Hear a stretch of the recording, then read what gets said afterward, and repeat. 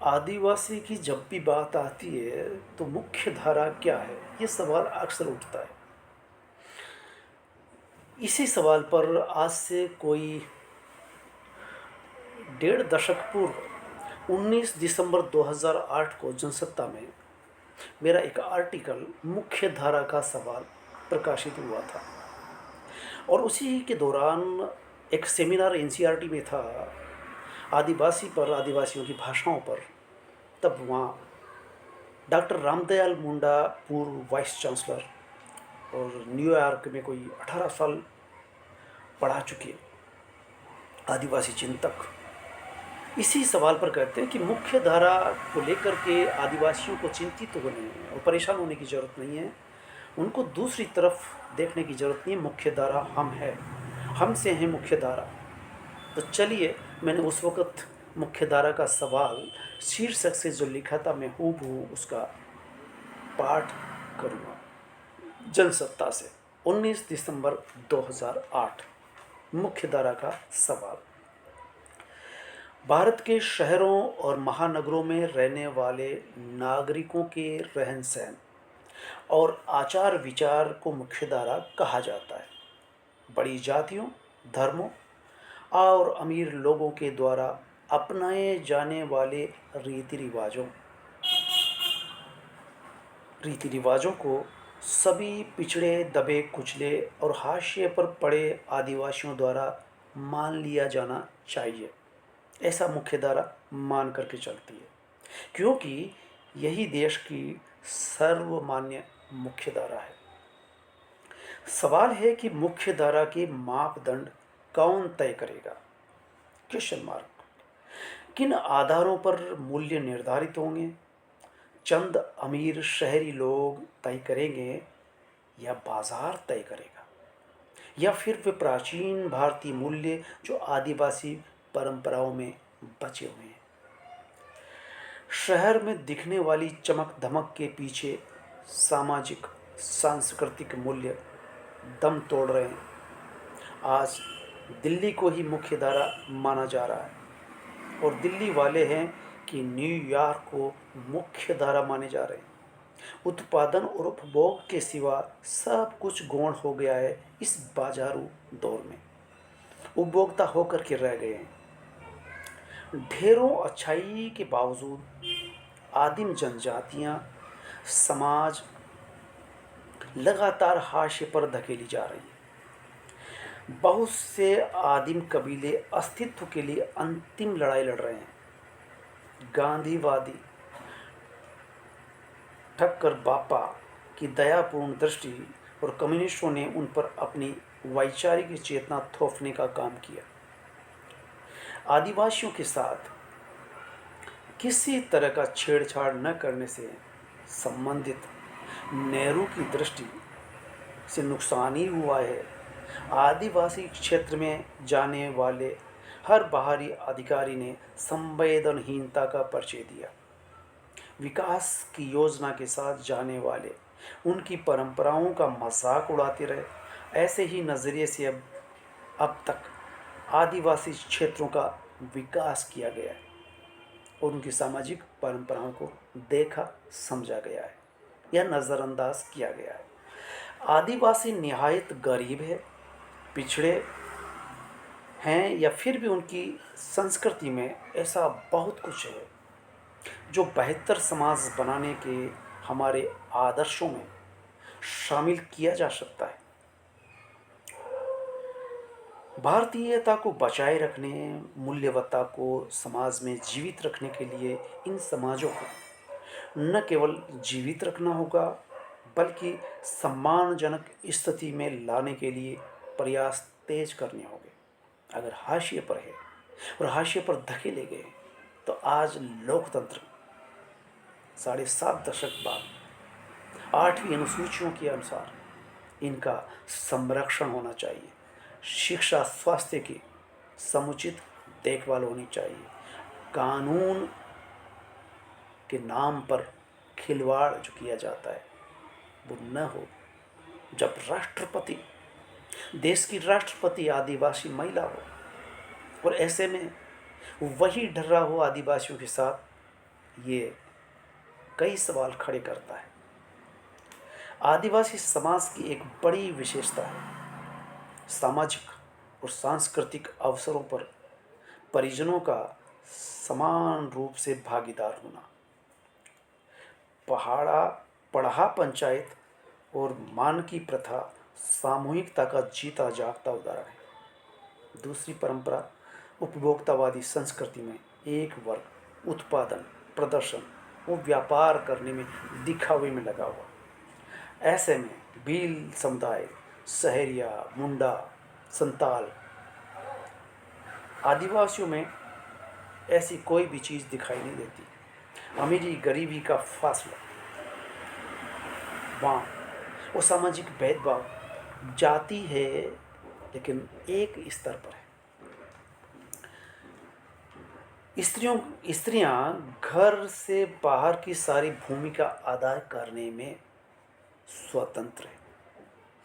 आदिवासी महिला पुरुष के साथ कंधे से कंधा मिलाकर काम करती है, बल्कि कई बार वो पुरुष से आगे भी होती है। जैसे मातृसत्तात्मक परिवार में वो घर की मुखिया होती है। शादी करके वो पति के घर नहीं, पति शादी करने के बाद घर जमाई होकर के रहता है। उसके नियम कायदे लगते हैं। लड़की की पसंद शादी में लड़के की पसंद से ज़्यादा तरजीह दी जाती है। तो इस तरह से हम देखते हैं सहजीवन जो मुख्य धारा में अभी भी आया है पाश्चात्य देशों में यूरोप में, वो भारत के आदिवासी सहजीवन में रहते हुए या लड़की युवती महिला अपनी पसंद से शादी करती है और अगर पसंद नहीं बिगाड़ हो गया तो तलाक लेने में कहीं कोर्ट कचहरी में जाने की ज़रूरत नहीं। विधवा हो गई तो उसे शादी करने का पुनः बहुत बड़ा अवसर मिलता है। विधवा होकर के वो उस तरह से विलाप करती नहीं रहती जिससे से कथित मुख्यधारा की महिलाएं दबाई जाती सताई जाती। इनमें यौन संबंध पाप है और नहीं बलात्कार की घटनाएं होती है। बलात्कार जिस तरह से यहाँ होता है, तलाक की व्यवस्था व्यक्ति स्वातंत्र्य और आवश्यकता के अनुरूप है। बाहरी हमलों के बावजूद परस्पर सहयोग और सामूहिकता की भावना आज भी देखी जा सकती है। आदिवासी संस्कृति विशेषताओं से युक्त है और गर्व करने योग्य होते हुए भी आदिवासी हीनता का अनुभव क्यों करते हैं? वो समझते हैं कि मुख्य धारा दिल्ली से चलती है, मुख्य धारा उच्च वर्ग से चलती है, मुख्य धारा उच्च मध्यम वर्ग या ब्राह्मण या उच्च जातियों से चलती है। ये हीन भावना। अन्यथा डॉक्टर रामदयाल मुंडा जो कहते हैं कि मुख्य धारा से हम नहीं, हमसे मुख्य धारा है, इसलिए मुख्य धारा हम हैं, ये कथन उल्लेखनीय है। आदिवासी संस्कृति विशेषताओं से युक्त और गर्व करने योग्य होते हुए भी आदिवासी हीनता का अनुभव इसीलिए करता है, दूसरों के सामने अपने रीति रिवाजों को छिपाते हैं। बाहरी लोगों की विचारधारा के सामने नत सिर होना सांस्कृतिक रूप से पराजित होना है। वीर भारत तलवार लिखते हैं, आज़ाद भारत में आदिवासी जनजातियों को उन सामाजिक राजनीतिक सुविधाओं से वंचित रखा गया जो अपेक्षाकृत विकसित जातियों को सहज उपलब्ध रही है। मातृभाषा में पढ़ने की सुविधा बंगाली पंजाबी और मराठी को एकाधिकार की तरह हासिल है, लेकिन आदिवासी भाषाओं में ऐसा क्यों नहीं है, ये समझने की बात है। अगर वो मातृभाषा में शिक्षा लेंगे तो सहजता से शिक्षित होंगे। उनका प्राथमिक शिक्षा में एडमिशन होने के बाद स्कूल छोड़ने का जो रेशियो आता है, औसत आता है, वो कम हो जाएगा। इससे आदिवासी और गैर आदिवासी बच्चे के मानसिक विकास में फर्क आ जाता है। पराई भाषा में पढ़ने वाला आदिवासी बच्चा उन बच्चों से जो अपनी मातृभाषा में शिक्षा ले रहे हैं हमेशा पिछड़ा रह जाता है। आदिवासियों के जंगल जमीन छीने जा रहे हैं, इनकी भाषा को अपनी मौत मरने दिया जा रहा है।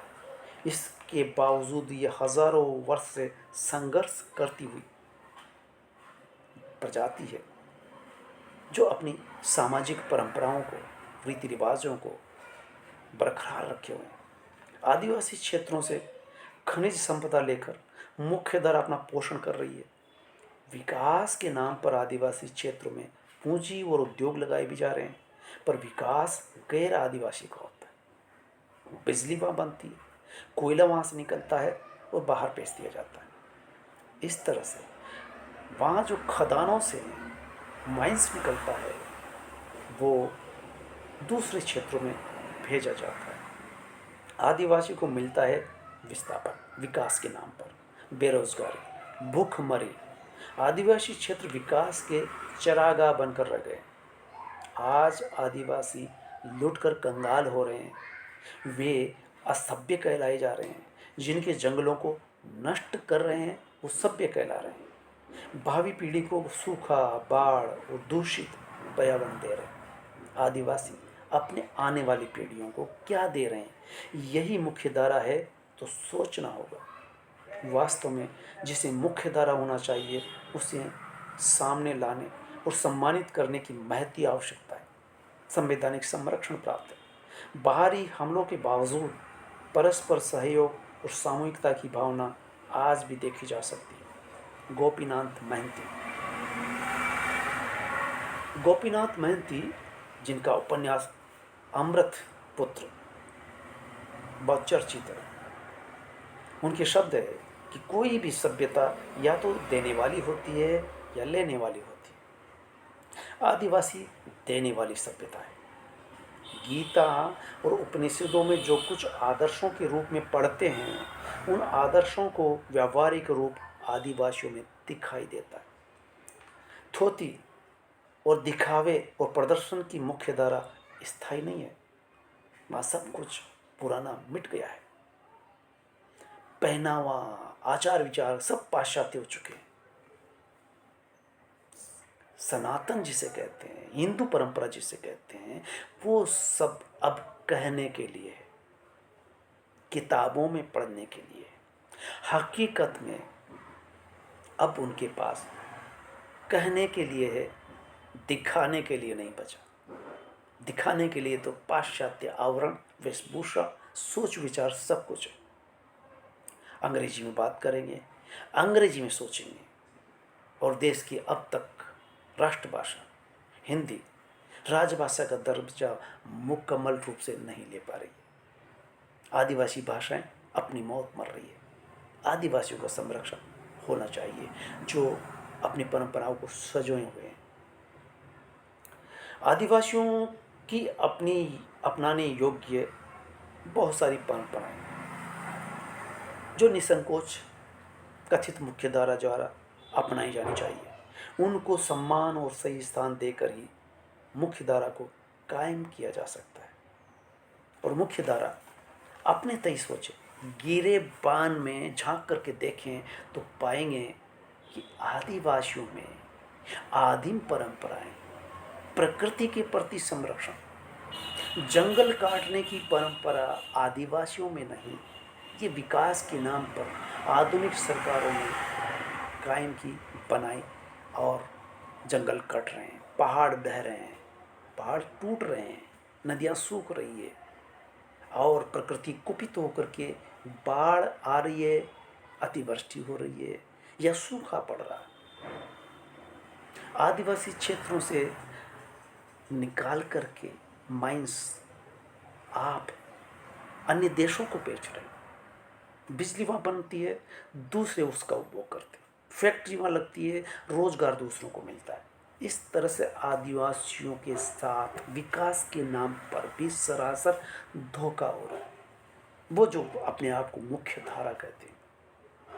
फिर हम रामदयाल मुंडा के शब्दों में कहेंगे कि मुख्य धारा समझे और आदिवासी अपने आप को मुख्य धारा समझे। वो अपने आप पर गर्व करे, सम्मानित महसूस करे, अपनी बोली भाषा में बात करे। इस तरह से मुख्य धारा का सवाल आदिवासियों में वो चेतना, सांस्कृतिक चेतना उभर कर के आएगी। चलिए, जय जोहार, जय हिंद।